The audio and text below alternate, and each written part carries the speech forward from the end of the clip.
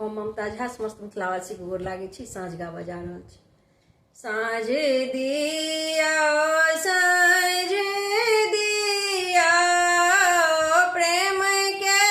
सुंदरिया हे साँझ बीतल जाइया साँझ दिया साँझ दिया प्रेम के सुंदरिया हे साँझ बीतल जाइया बीती गेल पहिल साँझ हे साँझ बीतल जाइया बीती गेल पहिल साँझ हे साँझ बीतल जाइया घर सा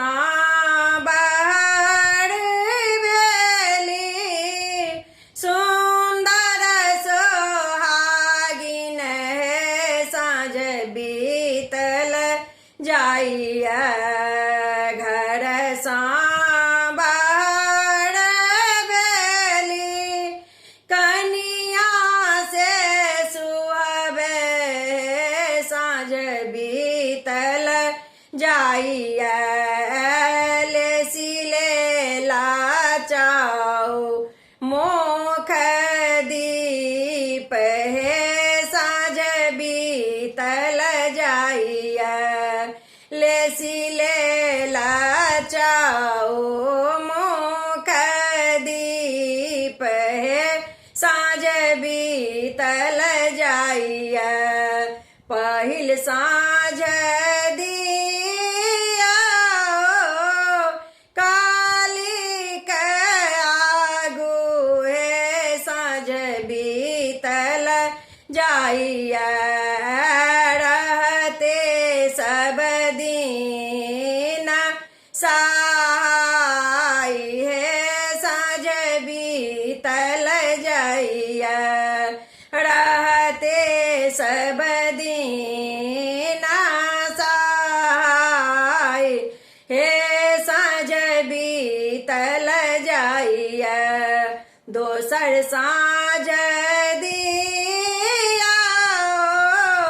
कोबर घर में साँझ बीतल जाइया दोसर साँझ दिया कोबर घर में साँझ बीतल जाइया कनिया के बरत आई बात हे साँझ बीतल जाइया